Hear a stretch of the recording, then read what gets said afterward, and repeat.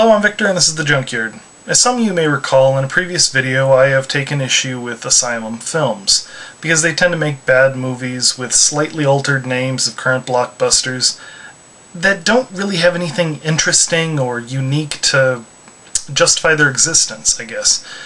Well, I am finally going to be looking at a specific Asylum film, 100 million BC. And hell, I have high hopes for this one. Sure, the title is another attempt to fool idiots and old people into thinking it's 10,000 BC, a blockbuster released around the same time as the DVD, but the cover alone promises it'll be a different movie, and if there was one thing that could have saved 10,000 BC, it would have been being a different movie. So the film starts on a mountain, where two people are playing with a large piece of spray-painted styrofoam in front of a blue screen. Ugh. Okay, having established the film's standard for effects, let us speak no more about it. Anyway, one of female's straps break, and she falls. Fortunately, she manages to catch onto a ledge, apparently with her face. I'm serious. First it shows her head smacking against the rock, then a few seconds later she brings up a hand to get a solid hold, during which they imply that the rest of her body was hanging off the ledge. This woman could kill Jet Li by wiggling her ears. In any case, there they find a cave painting of a dinosaur, as well as the dinosaur's skull itself. Cut to a bunch of guys waiting alone in their cars for exactly 2 o'clock. Obviously, this is the suspenseful prelude to a heist or a bust or some kind of mission that requires split-second timing and perfect coordination, like a briefing. Maybe this is just their way of protesting the crappy magazines in the lobby. Anyway, after some dialogue that pretty much confirms that no one involved in the film knew anything about military procedures and protocol they didn't see in the movies, we get to the briefing proper. That one guy from Tremors plays an elderly scientist who either has some really poorly applied liver spot makeup or is a trill. Anyway, he basically goes on to use the Philadelphia experiment conspiracy story to frame the film's time travel plot. Now, I feel I should point this out. See, embarrassingly, I had originally assumed that this movie was trying to rip off the Philadelphia experiment movies, try to be an unofficial sequel.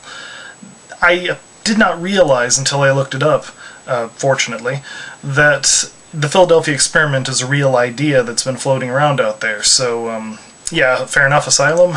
Let's see what you got. Well, Dr. Trill explains that he helped develop a second experiment and sent his brother and team back 100 million years under the logic that the farther you send someone back in time, the less likely it is they'll affect the future. Which would explain why humans suddenly have tails. Anyway, the team never returned and were presumed dead until they found the 100-million-year-old T-Rex cave painting. In an effective bit, when the skeptic questions the validity of the evidence, Dr. Trill flips to this slide. And then this. And then this. Followed by this. And this. Okay, sorry. But yeah, long story short, the new team is going to be sent back to rescue the old team. In a nice bit of critical thinking, they hand out a bunch of pills to deal with the changes in pressure, altitude, and oxygen levels. However, since the team is made up of macho stereotypes, the team leader has to yell, "Take your fucking pills!" before they'll take them. I ain't got time to suffer from oxygen deprivation. Anyway, amongst a solid half-minute of annoying team leader yelling variations of "Move out!" and "Let's go!", the team, including Dr. Trill, head into the portal. After the most pathetic time travel sequence I have ever seen, they arrive in the past with only one casualty fused to a tree. They march and eventually find the mountain the cave paintings were on. As they head up, they see a dinosaur that's... oh, what the hell, it's like Claymation and Beast Wars got drunk and No, sorry, I said I wasn't going to go on about the effects, let's just move on. So in a bizarre rip-off of Jurassic Park, an impossible-looking plant spits acid at one of the soldiers, who falls into a pond and gets eaten by... Oh, come on!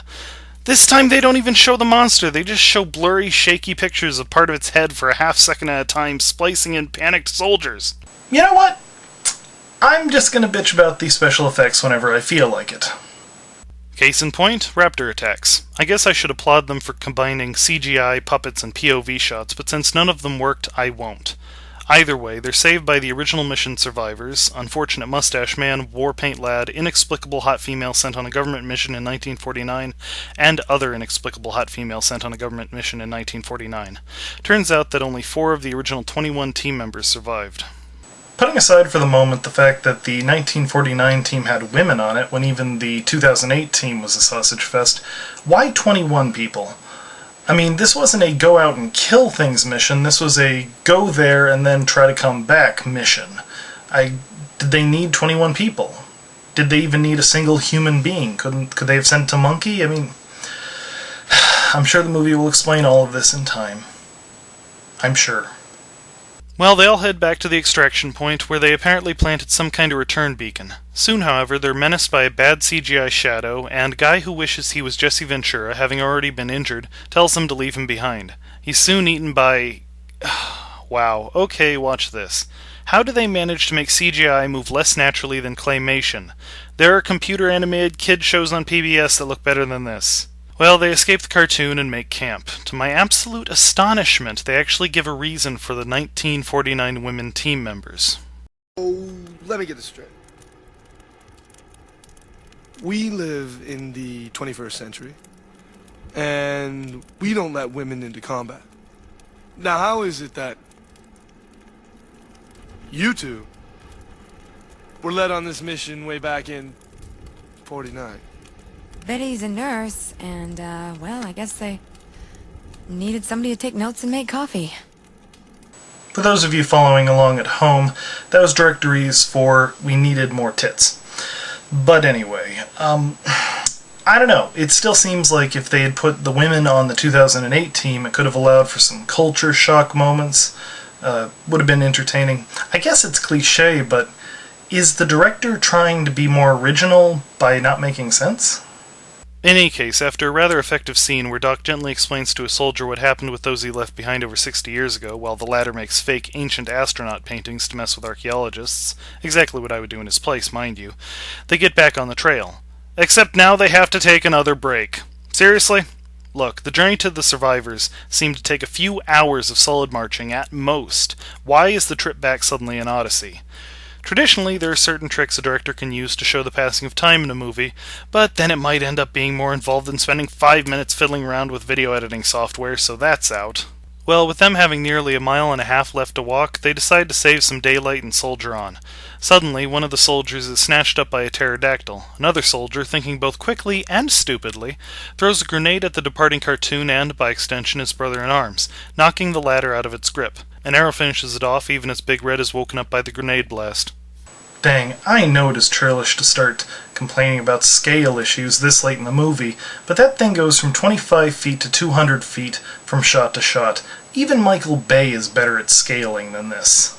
They finally get back to the beacon thing, and we find out that Doc will have to stay behind to close the portal. Sorry for another Star Trek reference, but apparently Doc is Captain Janeway's great-great-great-great-great-great-great-great-great-great-great-grandfather. Neither of them know how to set a damn timer.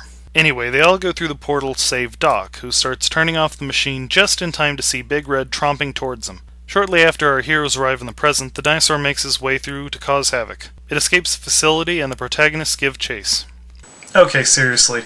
This kinda worked in Jurassic Park Lost World, but how does it make sense here? These guys are military. They can call in whatever kind of backup they need at a moment's notice. This monster shouldn't be able to survive 10 minutes, no matter how big it is in any given shot. They do manage to get themselves a helicopter, and Asylum decides to once again employ the things that shouldn't be able to jump, jumping to kill things for no reason gimmick, as a nearby police chopper is taken down by our sprightly Thunder Lizard. Then, after wasting a few minutes in the air, the 1949 characters are sent to split up and search for Big Red. Seriously? Yeah, this should work. This gets us a scene where the token ridiculously bad actress with the biggest boob Asylum could afford first gets established as a badass jungle girl, then runs and trips like a 1930s damsel in distress. There are too many cliches, Captain. They're starting to entangle. Unless we can restore narrative balance, this film's gonna blow! Well, they decide to lure Red into a tunnel by getting the indeterminately sized beast to chase after them. This after they establish that it can overtake a car, mind you. Anyway, Big Red's walnut-sized brain gets the better of them, and it looks like they're done for when suddenly some mid-century soldiers get zapped in, alongside young Doc, to rescue them. Apparently old Doc, already wounded, tried to go through the closing portal, but ended up in 1950 and gave his younger self the info he needed to make the modern time machine so he could save his 1950 friends in the future, our present, and thus get back to the past, I think. Well, young Doc again starts opening the portal while his brother once again lures the dinosaur back to it. The entire sequence takes place in an annoyingly dramatic slow motion, only taking a break to let the dumb character make a lame wisecrack. Young Doc then throws the portal device down Red's throat and turns it on, sending the beast back. How needlessly silly. Anyway, Doc then opens another portal, this one to the 50s, and everyone goes back, Doc's brother and girlfriend staying behind to close it. And there the film ends. I have to say, of the few Asylum films I've seen, this is actually a bit watchable. It's not good by any stretch, but I'd say it's at least good enough to enjoy as a bad movie. I find that the first half was stronger and more tightly written than the second, which might imply a deadline, and most of the characters seemed either cliched or without personality. If they had put a bit more time into this to polish it up, it would have been a much more solid film. Overall, I can't say that I'm any more positive towards Asylum films after this movie, but I can at least say that they are capable of fulfilling their unwritten promise of making entertainingly bad films. Anyway, this has been Victor with The Junkyard. Thanks for watching and have a good day.